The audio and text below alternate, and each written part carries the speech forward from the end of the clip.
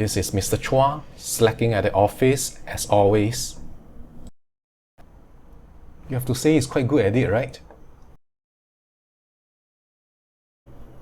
Maybe not.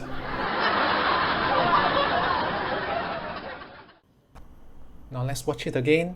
Focus on the orange ball. See how it slows down on the way up and speeds up on the way down.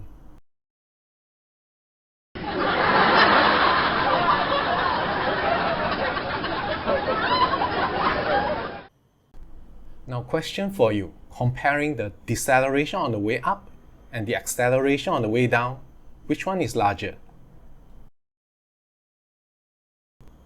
To find out the answer, let's mark the positions of the orange ball at equal time intervals. Looks like the deceleration on the way up and the acceleration on the way down are exactly the same. Do you know why?